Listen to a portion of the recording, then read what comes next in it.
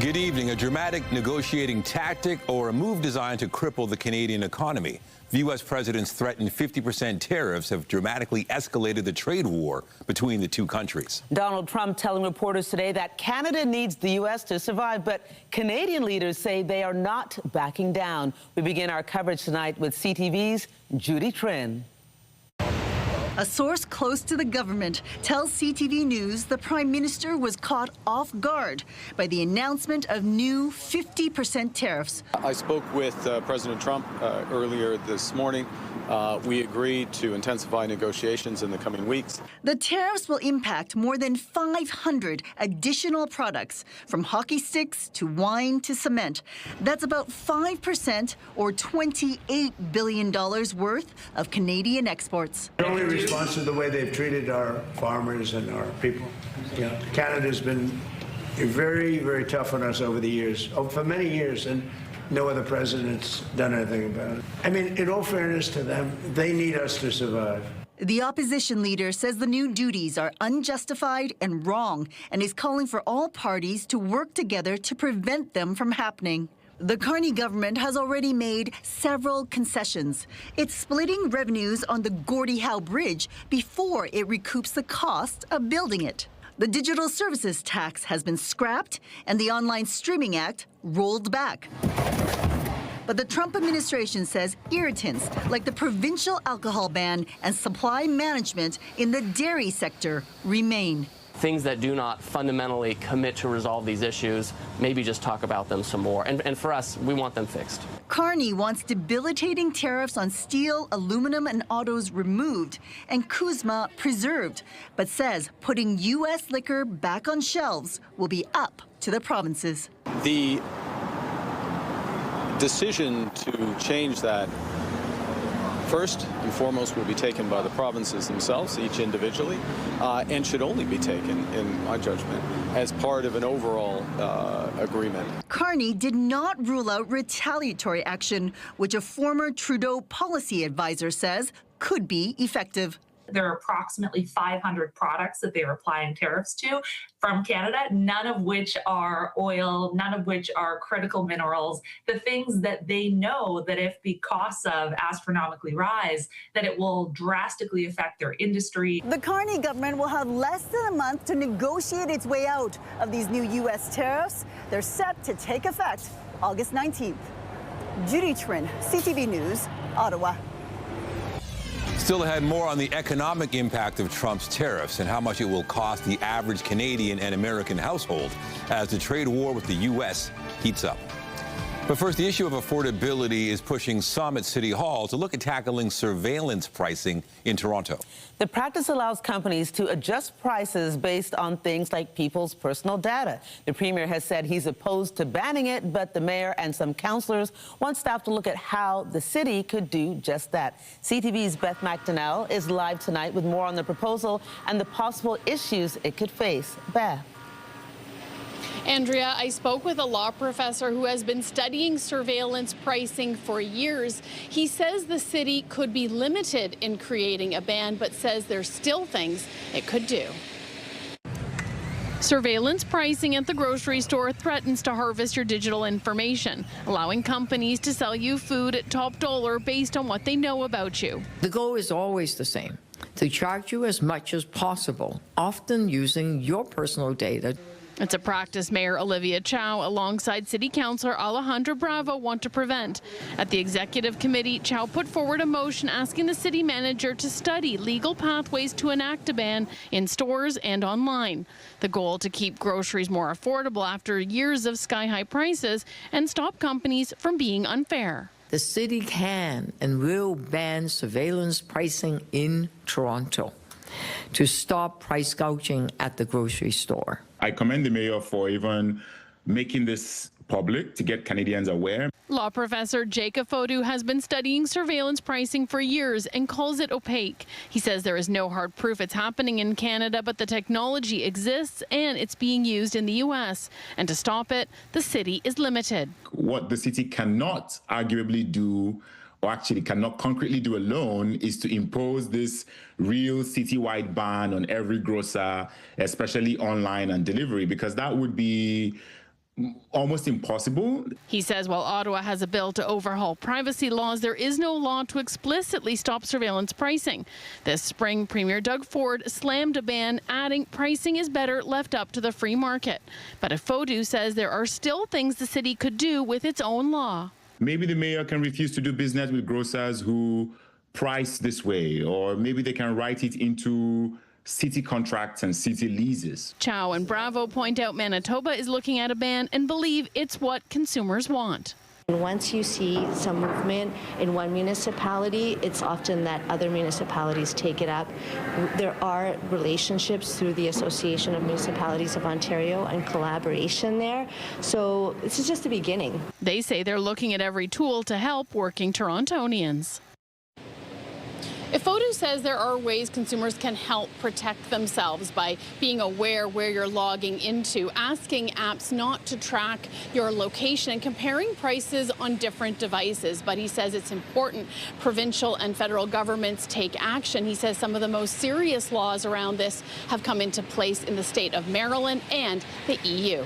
Reporting live, I'm Beth McDonnell. Andrea, back to you. Thank you, Beth.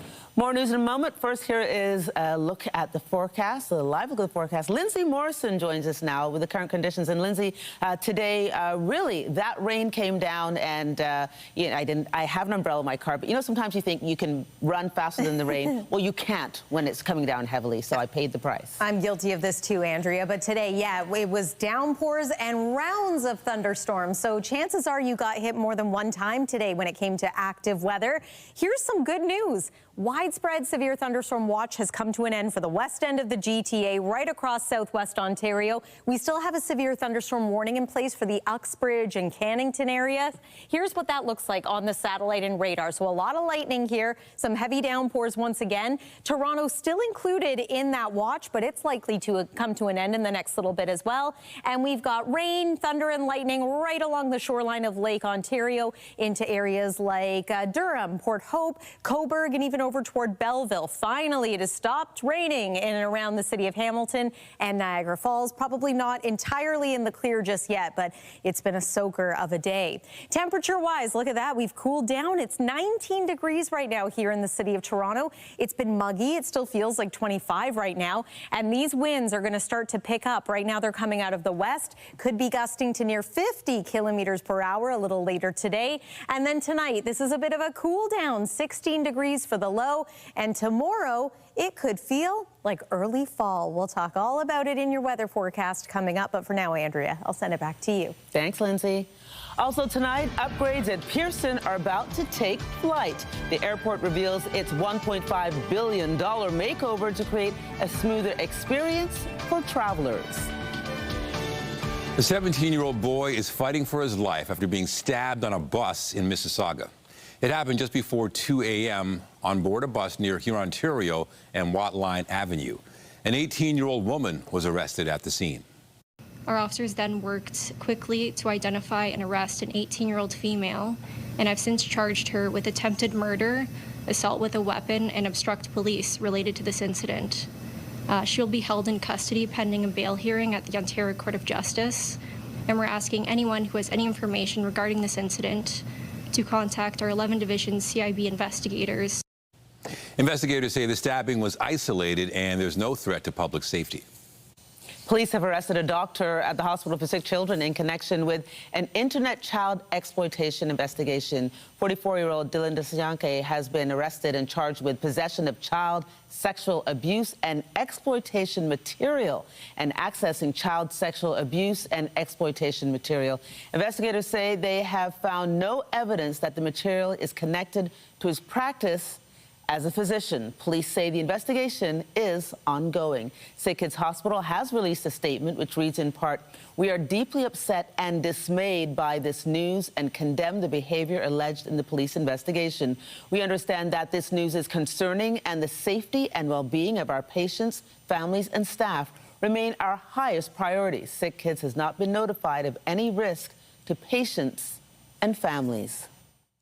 To Queen's Park next, where we're learning more about what appears to be lavish expenses that allowed some Ontario MPPs to live large. As CTV's John Woodward reports, records show the Constituency Association of Ontario's embattled Labour Minister has also been a big spender. Years ago, Northumberland Peterborough MPP David Piccini could be spotted at events at a local pub in Port Hope. After he became Labour Minister in late 2023, records show something changed. Hospitality costs borne by his constituency association swelled from $12,000 to almost $50,000, buoyed by $1,800 at the Four Seasons, $2,000 at the Conservative Albany Club in Toronto, $237 at the Antonio Park, a luxury restaurant on the 51st floor of the Manulife Centre. These folks, they're living large. A lifestyle, says Liberal interim leader John Fraser, that happened as Piccini gained control over $2.5 billion in a government jobs fund. See this gigantic increase in donations, which relates to the Skills Development Fund. Piccini already facing an Integrity Commissioner investigation over whether he broke the law in giving out those grants, something he's always denied. The association's chief financial officer doubts Piccini was living large on donations from people trying to get grants. I really doubt it. He's a pretty honest guy. I doubt if there's anything like that going on with David Piccini. The PC's reeling this week after revelations former Tourism Minister Stan Cho's constituency association was spending thousands on trips and meals. Cho resigned after it emerged he'd spent more than $16,000 on hotels in Toronto, where he lives. More than a dozen nearby MPPs spent $100,000. The Premier says they'll repay it.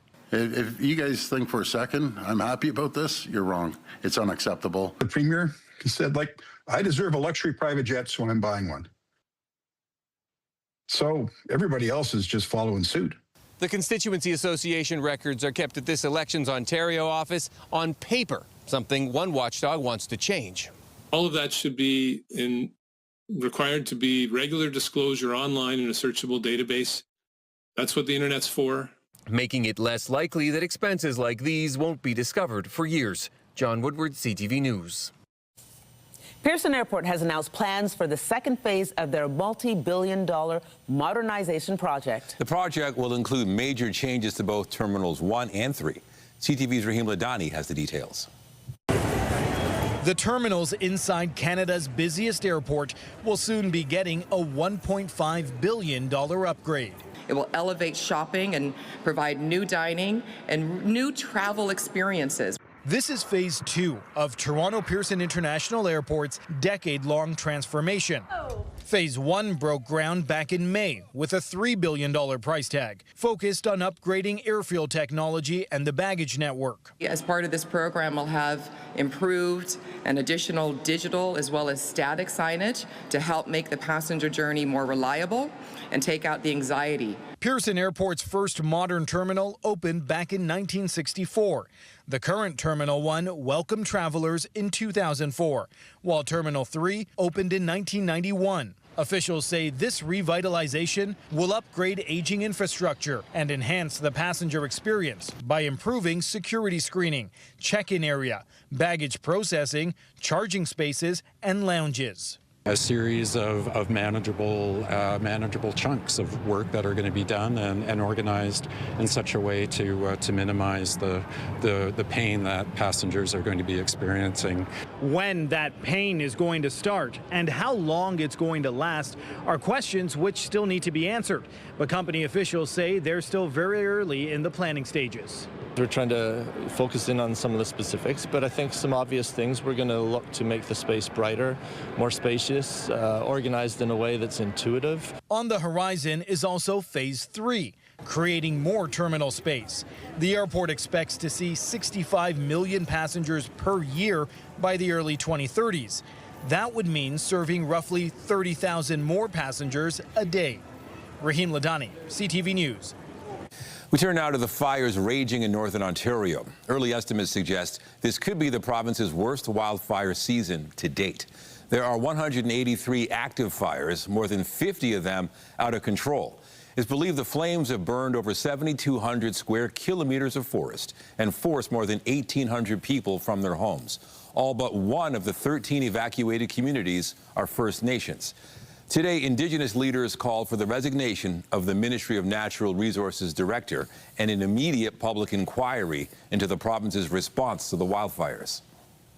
The province's Public Inquiries Act is meant to investigate matters of public interest. The lack of communication and evacuation support should horrify all Canadians, and our community was on its own. The federal government has responsibility here too. We won't accept any jurisdictional disputes. In the year 2026, how could this happen? More importantly, how do we make sure this never happens again? The fires have also sent smoke into the United States.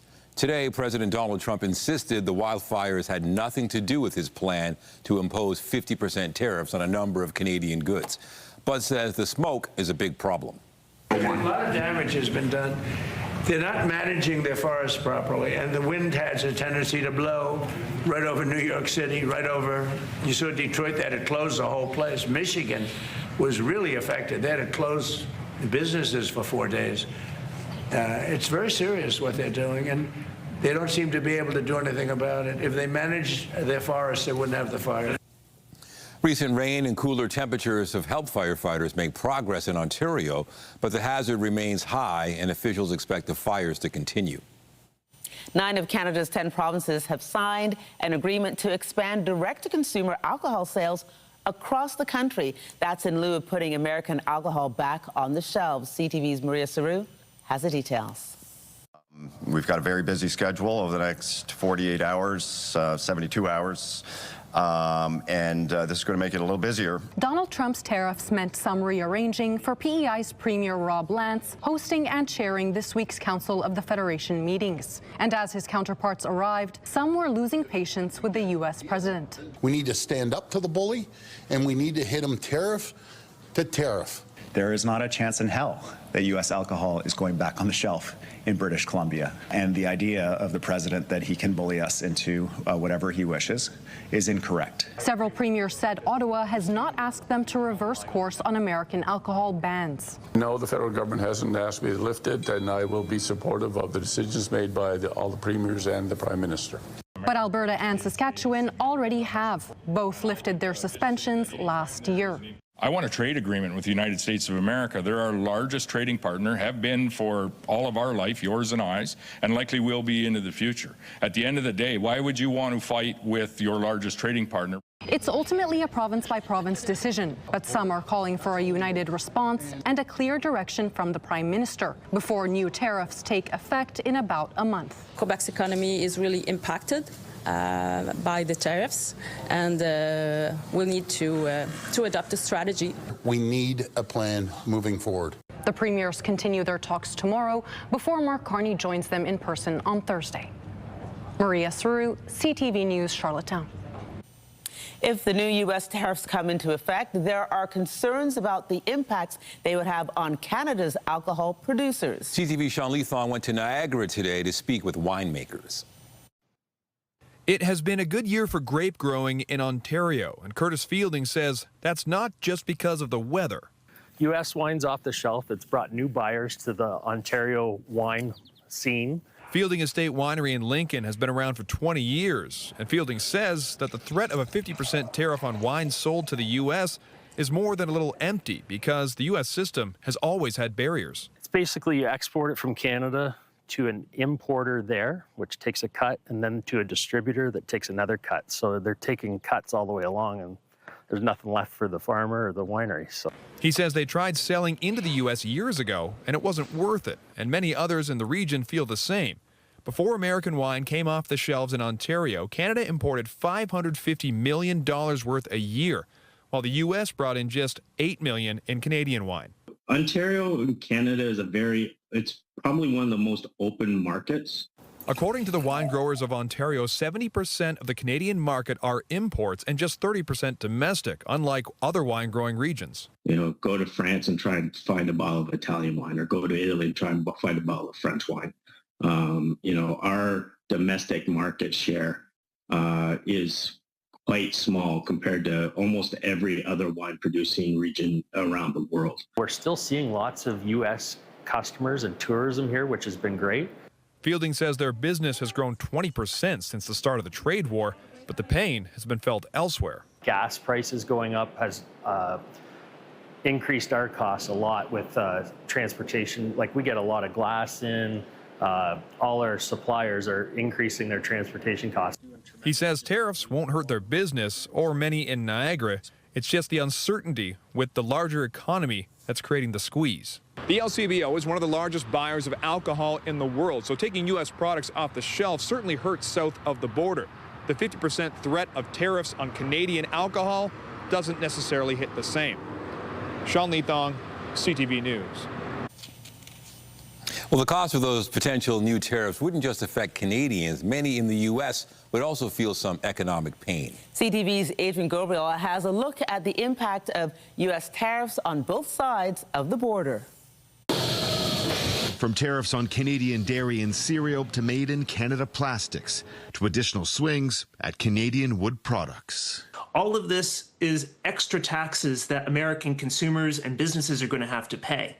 The tariff campaign launched by the Trump administration in early 2025 has upended North America's integrated trade relationship, rocking once reliable supply chains while inflating costs for consumers on both sides of the border. Trump's tariffs thus far are estimated to be costing the average U.S. household between $1,400 and $2,400 Canadian dollars annually. And that could spike if these new tariffs go into effect in less than 30 days. Probably the one that's going to have the biggest impact is tariffs on Canadian cereals and dairy. This is going to drive up grocery prices even further for American consumers. It's really going to hurt American families. North of the border, wallets here are also feeling the pinch. Canadian households are absorbing an estimated $2,300 to $2,700 in higher annual costs since the tariffs came into effect. It's making life worse for Canadian families and for American families. The tariff cycle has also impacted the Canadian economy. Economists are estimating a reduction in Canada's GDP by 1.5 to 2%. The country also lost roughly 61,000 manufacturing jobs since January of last year, when President Trump's second term began. There's a reason why we need to hold our breath here. There's a reason why we have to take this seriously. I can imagine the pain that so many of the exporters are feeling. As Canada's economy hangs in the balance, many market watchers believe the federal government's response needs to be measured, in part to protect the cost of living for Canadian consumers. Economists point out that there was no significant reaction from the markets following President Donald Trump's most recent tariff ultimatum. One theory is that the markets may believe that Washington and Ottawa could reach a trade deal in the weeks ahead. Adrian Gabriel, CTV News, Stouffville, Ontario. Meanwhile, the federal government says that in light of the latest tariff threats, Canada will not be celebrating the opening of the Gordie Howe International Bridge with the United States. Instead, there will be a Canada-only celebration on Friday. That's the same day the original ribbon-cutting ceremony was scheduled for. Vehicles will be able to start using the bridge between Windsor and Detroit next Monday. Cyclists and pedestrians can begin crossing on August 5th. And Donald Trump pledged to help Lebanon, including assisting the country's army move into villages that Hezbollah has withdrawn from. We have some very concrete plans already in store for that, with others going in and helping. But they're also becoming much more self-sufficient. The U.S. president spoke during an Oval Office meeting with his Lebanese counterpart. He was there to present a plan on how to disarm the Iran-backed militant group and secure Israel's withdrawal from his country. Now, Trump said he would speak to Hezbollah if Lebanon wants him to. After the meeting, he announced that American commercial aircraft can resume direct flights to Lebanon for the first time in more than 40 years. Elsewhere, the U.S. and Iran exchanged attacks for the 10th straight day. The Americans continued airstrikes on the Islamic Republic, and Iran struck a tanker in the Strait of Hormuz, forcing the crew to abandon ship. Tehran also kept up attacks against U.S. allies in the region. Trump says the U.S. has no interest in meeting with the Iranians. In France, lawmakers have approved a bill banning children under 15 from using social media. The move makes France the first country in the European Union to pass a blanket ban on platforms. Concerns have been growing worldwide over the harmful effects of digital content on kids. Both chambers of the parliament voted today in favor of the measure. The bill also bans the use of mobile phones in high schools. There's been a remarkable rescue of a dog that's been missing for several weeks. The puppy was spotted off San Francisco Bay last week, and that's when a rescue team sprung into action. They found the small dog swimming near a park on Thursday and managed to bring him to safety. The puppy was reported missing on the 4th of July, but has now been reunited with his family. Meanwhile, some folks in Gold Hill, Colorado awoke to a wild surprise Sunday. A bear had somehow broken into a car and became, you see it there, locked inside. The locals thought a rude neighbor was honking a horn all night, but it turns out it would be this would-be thief whose escape plan was thwarted. A long rope did the trick, opening the door and allowing the bear to get out and flee back into the woods. We're assuming back into the woods. Maybe to another car. Coming up, accessibility advocates are calling it the stupidest ramp in the world. The scathing video ramping up criticism toward Metrolinx and the response.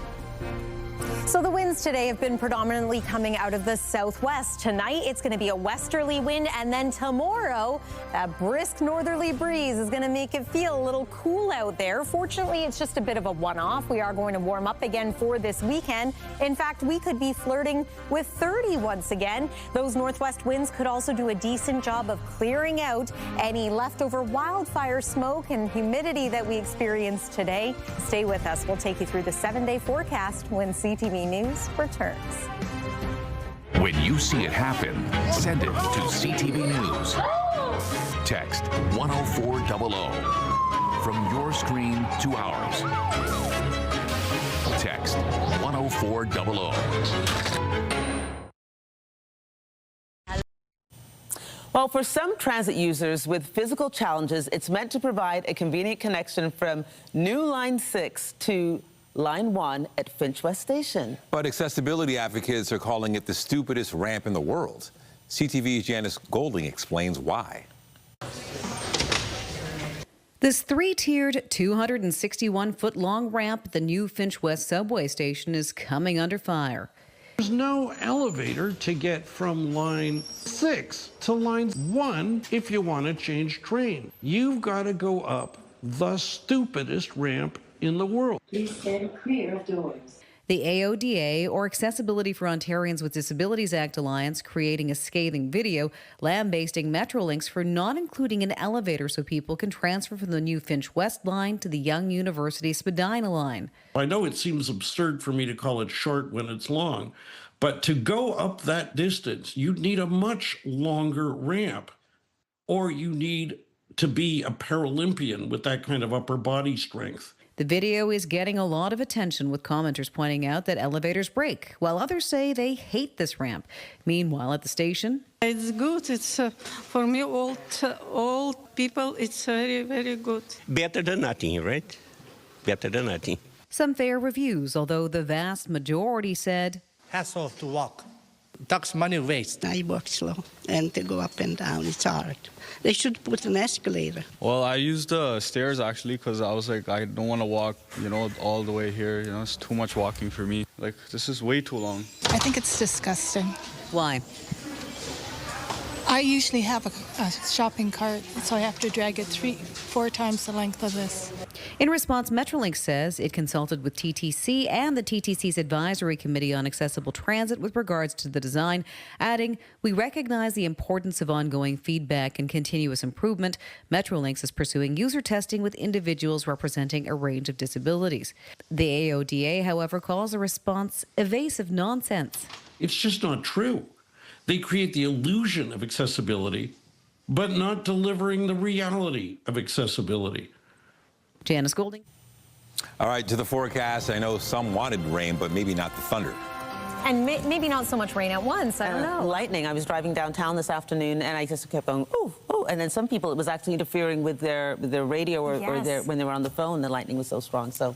A lot of frequent lightning today, some very heavy downpours, all the makings of a severe weather day. And so it was as billed, and now we are finally seeing things settle down. That's a nicer view of our city skyline out there compared to even just an hour ago. Let's take a look at some of the damage as a result of this storm today. And when I say damage, some of it is in fact a little bit of localized flooding. So some mud in many areas thanks to the heavy downpours that impacted primarily the west end of the GTA. GTA. That's where the heaviest, stormiest weather happened today, but I mean, it was fairly widespread across the GTA. This is video, of course, out of the Hamilton area, Stony Creek, as well as Grimsby, dealing with scenes like this as well, and some road closures in place in and around the city of Hamilton also because of all that rain, having nowhere to go. So we'll wait and see the final total numbers of just how much rain fell through the day yesterday, but I believe at one point Hamilton was under a severe thunderstorm warning 3 or 4 times separately today. So similar communities getting hit again and again by thunderstorms. Here's some good news. We are starting to see some of these severe thunderstorm watches come to an end. So all done for the city of Toronto, but communities still to the east of there under that watch. Gone is the severe thunderstorm warning for the Uxbridge area too. Here's a close look at what we're dealing with. Still some remnant showers, and there is still some thunder and lightning now to the southeast of Lake Simcoe.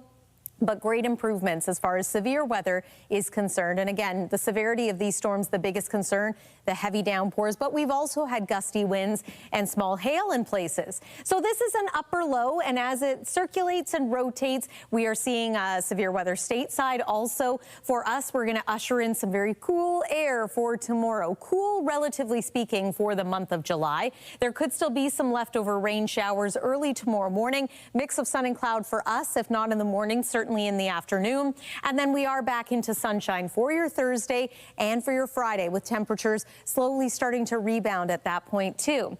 Right now we're at 21 degrees, feeling like 27. So we've seen the temperature dip here and there with the arrival of the rain and the thunderstorms. Overnight tonight, a low of 16 degrees is near normal for us here in Toronto. But you'll recall we've had some very warm overnight lows so far this summer. We are going to be below 20 degrees for the low, and then barely making it past 20 degrees for a daytime high tomorrow. So a below seasonal day. Northwest winds could be gusting to 40, even 50 kilometers per hour in places. And depending on where you're spending your day tomorrow, perhaps you're around the shoreline of Georgian Bay, Lake Huron, or in through parts of cottage country like Muskoka or the Kawarthas, it's likely to feel maybe more like September at times tomorrow compared to mid-July, when we are traditionally heading into the hottest point of the season. Your 7-day forecast does show a return to some heat over the weekend. Our temperature is expected to be near 30 for the high both Saturday and Sunday, but we're keeping an eye on Sunday, especially now, for the chance of a few showers. That's your look at the weather. Andrea, over to you. Thank you, Lindsay. Also tonight, can weight loss and diabetes drugs help reduce heavy drinking? A new study examines the effect of GLP-1 therapy on alcohol addiction.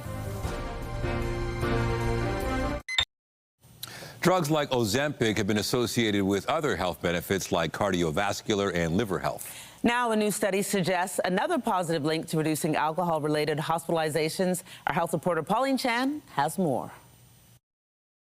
GLP-1 agonist drugs like Ozempic and Wegovy were first used in controlling diabetes, then for weight control. We've seen how they can help with cravings related to food. And so the leading theory is that GLP-1s can affect the part of the brain that, control feeling full and feeling rewarded. And so kind of lends itself to thinking maybe that could work for alcohol and drugs. They looked in different relevant populations. So one was a group of people with diabetes that is the primary group who these drugs are prescribed for. A second group was people with obesity who didn't necessarily have diabetes. And then the third study was interesting, was a study of people with alcohol use disorders. U.S. researcher Emma Haller says the reduction in alcohol-related hospitalizations was significant for all three groups. So in the diabetes and obesity medication comparisons, the risk was about 22 to 32% lower. Toronto liver specialist Dr. Jordan Feld says the numbers were even more striking for those with alcohol use disorder. In the alcohol group, they're actually comparing the GLP-1 agonists to treatment for alcohol use disorder. So other drugs that are used to try to reduce alcohol use in people with alcohol use disorders. And they actually found a much more significant effect, about a 2/3 reduction. So 65% reduction in admission for alcohol-related complications. Haller says more study is needed, but this is not the first study to look at GLP-1 agonists in connection with addictions. Could these drugs someday be used in addiction treatment? I definitely think that's a possibility. It's obviously premature. We wouldn't recommend at this point using GLP-1 specifically for that indication, but I think this study, along with some of the other published literature, really gives us a sense that maybe there's something here. Pauline Chan, CTV News. Spending hours in front of the TV could be linked to changes in the brain later in life, according to a new study.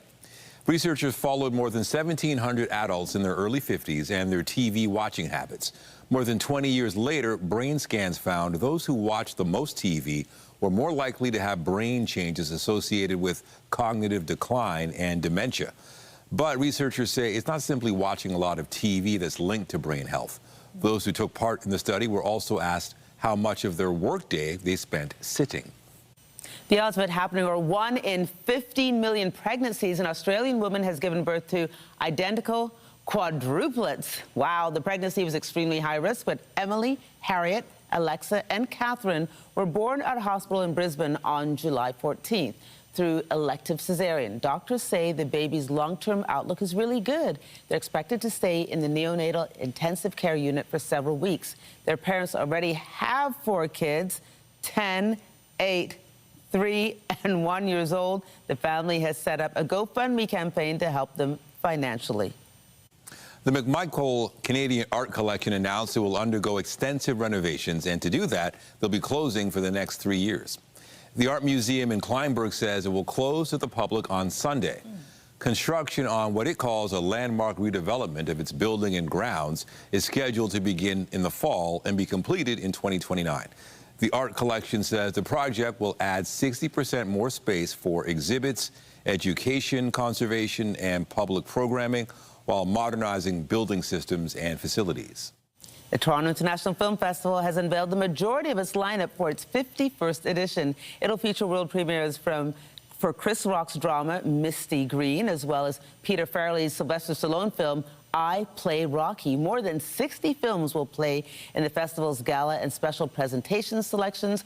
Organizers previously announced that Being Human, a film about late disability rights activist Judith Heumann, would open this year's festival. TIFF runs from September 10th later this year, and it goes to the 20th. Just ahead, the final score for Canada's World Cup coverage. We'll tell you how many Canadians tuned in to watch the beautiful game throughout the tournament and the record-setting final.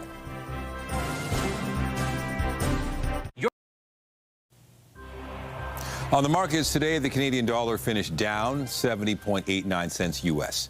West Texas Intermediate oil was also down, closing at $66.59 a barrel. And the TSX was up more than 400 points to close the day over 35,369. Returning to our coverage of the proposed 50% tariffs from the U.S., one of the key industries at risk, dairy. Absolutely. The U.S. sees the tax as leverage because Americans want access to Canada's very protected market. CTV's Jean-Pierre Bolcheman reports. Like 6 generations of his family before him, Angus McKinnon has produced milk just a stone's throw from the U.S. border. And he's been wondering when the American neighbors would target the industry. We've been waiting for Donald Trump to come down on dairy for the last 2 years. Under the current system, the tariffs will have little impact on producers themselves, though distributors might take a hit. But some producers have feared Canada's supply management system could be sacrificed to appease the U.S. Some critics in this country have said dairy should not be a sacred cow. The U.S. pointed to Canada's supply management system as a main irritant justifying 50% tariffs and put Canadian milk, lactose, and whey on the tariff hit list. Supply management sets quotas for Canadian dairy producers, fixes prices, but also limits dairy imports from the U.S. and other countries, imposing quotas and high tariffs. Brings a great economic stability. We have a guaranteed price for our milk. In a statement, the Dairy Farmers of Canada said dairy trade is covered by CUSMA, and the U.S. has been successful in accessing the Canadian market under this agreement. The association said that between 2019 and 2025, exports of U.S. products to Canada rose from $423 million to $1.06 billion. And dairy farmers say they're holding Ottawa to its word that supply management is here to stay. Canada is home to over 9,000 dairy farms, nearly half of which are in Quebec. Quebec was built on agriculture. Most are family-run with small herds. The state of Wisconsin alone produces more milk than Canada as a whole. But U.S. President Donald Trump has long said supply management is a highly protectionist barrier, treating American farmers unfairly. You can see that he's positioning himself, because keep in mind, Middle America elected Donald Trump. Middle America is agriculture. Milk producers will be watching closely over the next 30 days just what happens with the tariffs. Geneviève Beauchemin, CTV News, Coaticook, Quebec. Toronto and the GTA are seeing a significant expansion in data center construction to meet the growing demands of artificial intelligence. Advocates say the centers will support substantial economic development. However, critics are concerned about the long-term strain on Ontario's electricity supply. Daniel Wigdor, a U of T professor and CEO of AI venture studio AXL, is among more than 200 economists and Nobel laureates who signed an open letter this week urging leaders to act now to manage the economic impact of artificial intelligence. Oftentimes, the people who are building these things are asking for tax subsidies. And so that's a potentially very high cost. And I think the question we need to be asking is not so much what is the job that's going to be done by a person to build the data center, because that's a relatively short-term proposition. And it's not what is the job that's going to be done by the people running the data centers, because these are largely automatic things that don't require a lot of people. But who are the people who are going to be really benefiting? Who are building the companies that are going to be using these data centers? And what have we done to ensure that that real benefit is going to be accruing to the local community and to Canada? And right now, I haven't seen a lot of evidence that we're ensuring that that's happening. City councillors in Hamilton recently voted down a temporary pause on new data centers, which had been considered a possible model for other municipalities. A record number of Canadians tuned in to watch the FIFA World Cup. Lamine Yamal, Pedro Porro, Williams, and thundered in for Spain by Ferran Torres!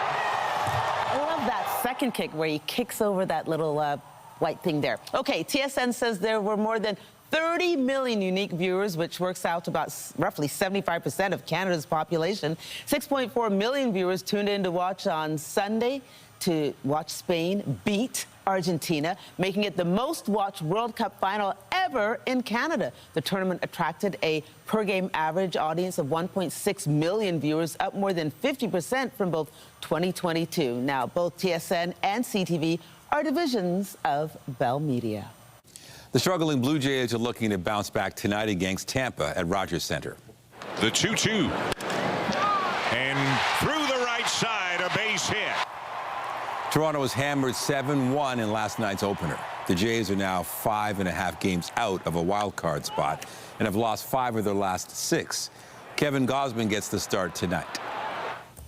After the break, meet the robotic trainer designed here in the GTA to help those preparing to be partnered with a guide dog. We'll introduce you to Brando coming up. And finally tonight, it's a new tool to help visually impaired people practice their guide dog skills before they're matched with a canine companion. This AI-enabled robotic dog was designed at Ontario Tech University. CTV's John Musselman has the story. His name is Brando. He doesn't bark and he doesn't bite, but he's a pretty good walker. An AI-enabled robot dog prototype created by students at Ontario Tech University in Oshawa. The first part we can move by the remote, but now we use the AI to control it. Brando is designed to help people with sight loss practice guide dog skills before being matched with a real canine companion. Dr. Patrick Hung is the lead researcher behind this project. He or she has to wait for 3 to 5 years to get a real guide dog, okay?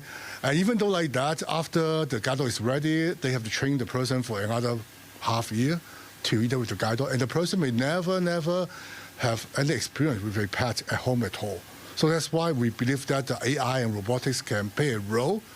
Instead of replace the job of a guide dog, is to help to assist the entire training process. Developers say Brando can help build confidence for users. Students are working to make it feel real, adding fur, eyes, and ears that move. Although, yeah, it's a robot, but you want it to still feel like real, and people can actually feel more comfortable touching it. Similar AI robot dogs have been introduced in some U.S. states where they are being deployed in long-term care homes. They offer support to patients living with dementia. Back here at home, the goal is similar. We want to do more community engagement programs, such as with CNIB, Canadian Institute for the Blind, so that we can do more user testing to see how people really use that, and we want to see whether to add more functions. Robot guide dogs could be integrated into the guide dog training program within the next 2 to 3 years. John Musselman, CTV News in Oshawa. Why it's wearing sunglasses. Doesn't need them right now. I think maybe it's a reference to the fact it's a seeing guide dog. They thought it was probably cute to put the sunglasses on the dog. So nice night if you have a dog you need to walk. The smoke is gone. It's cooler outside. Conditions are improving all around. It's been a very active weather day. We're going to take one more look at the satellite and radar to show you that the thunder and lightning has moved out. The showers are next. Might still see a little bit of wet weather in places tonight, but gone is that severe weather threat. Tomorrow's forecast high 21 degrees. We expect to be at a 3 on the air quality health index. That's an improvement from today as well. And then there's your 7-day forecast. Chance of showers over the weekend and into the early part of next week. Andrea and Nathan. Thank you, Lindsay. Well, I'll be sure to join Omar Sachedina tonight at 11 for the CTV National News, followed by Zoraida Allman with our next local newscast at 11:30. Meantime, our coverage continues anytime on CP24 and at ctvnewstoronto.ca. For Lindsay Morrison and all of us here at CTV News, thanks for watching. Have a good night. All right. A quiet ending.